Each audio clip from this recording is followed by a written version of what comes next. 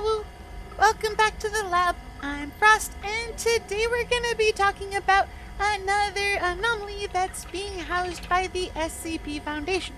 And after our last little excursion into the file of SCP-31, I've discovered I really like reading these files, so this series may actually become an ongoing thing.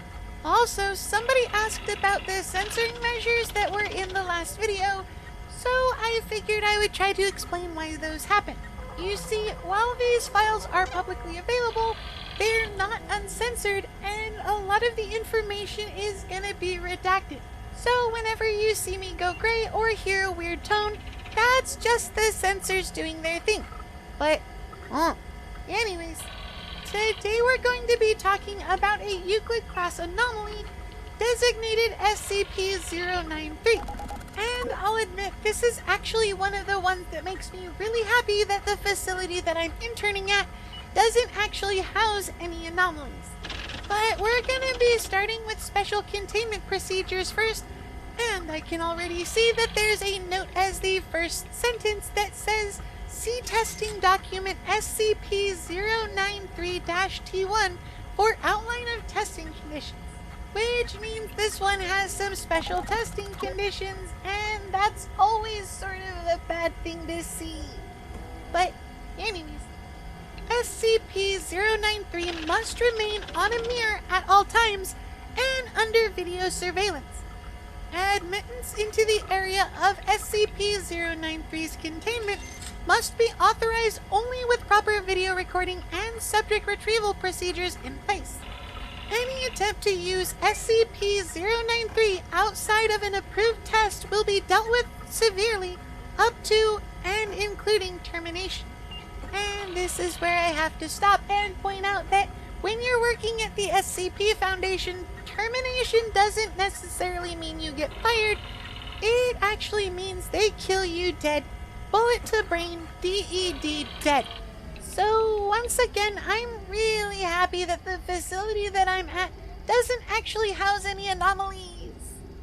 Anyways, since I don't really want to think about that for too much longer, I'm gonna move on to the description. SCP-093 is a primarily red disc carved from a stone composite resembling cinnabar, with circular engravings and unknown symbols carved at 0.5 centimeter depths around the entire object.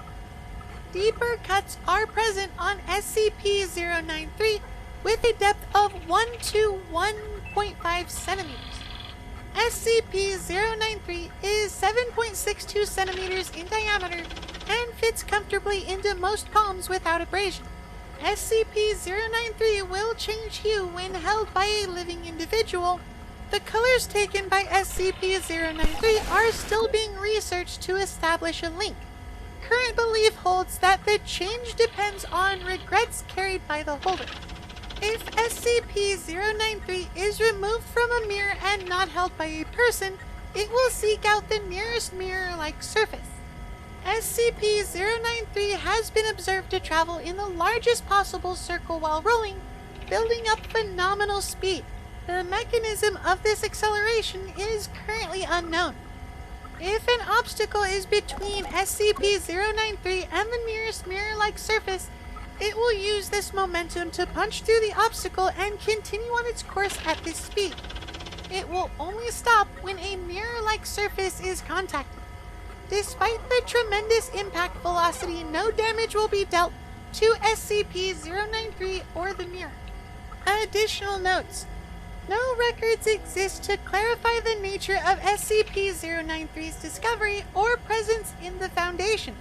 See SCP-093-OD.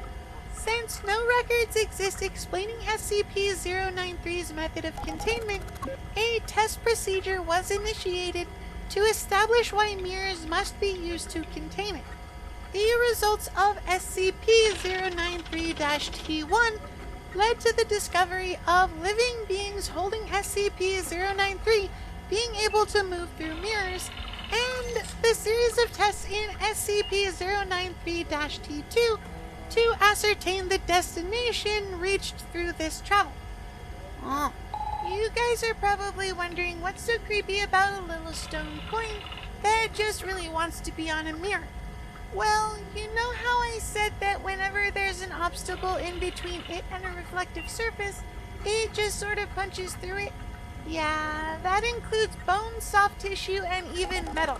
And to make everything worse, I could only get a hold of a copy of SCP-093-T1 because the files for SCP-093-T2 and everything relating to it needs a classified security request that requires at least 2 signatures of Class 4 personnel, which means this is way outside of my pay grade. So, needless to say, if you're going to check out the files that are listed in the link down below, you might actually need to do some digging to find the rest of the files.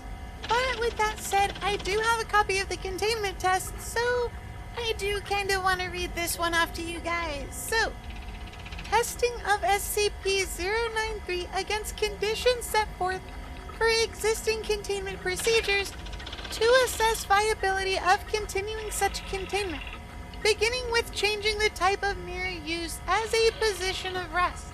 First up, they tested it with a mirrored surface brass frame retail grade mirror. And the note reads, SCP-093 rests without activity when placed on the mirror. This test alone removes the need for costly silver or wooden containment systems. Next up, they tried putting it on a standard grade table. SCP-093 turns upright and begins to roll across the table surface in one direction, making a U-turn and rolling to the other, completing an oval shape and repeating this action until a mirror is brought into its vicinity. At which time, SCP-093 rolls towards the mirror and lays flatways against it, sliding towards the center. It is noted that, despite the grainy feel of SCP-093, it does not mark the mirror in any fashion while moving across it. Next, they place 2 mirrors at either end of a standard grade table. SCP-093 gravitates towards the closer mirror regardless of orientation and makes no distinction between different types of mirrors, favoring a factor of distance above all else in choosing the mirror to move to. Next, they tried an experiment with a mirror held by a person and moved around. SCP-093 follows the mirror as it moves, gaining speed until a maximum velocity of is reached. At any velocity, the impact of SCP-093 against a mirrored surface results in no damage to either object. And lastly, they had an incident where a person holding SCP-093 actually placed it on the mirror rather than just dropping it. This test was accidental, the results of one of the staff tripping another after some debate about who would be covering the lunch tab. As a result of the behavior of the researchers, it was discovered that a person holding SCP-093 and placing it against a mirror will in fact move into the mirror.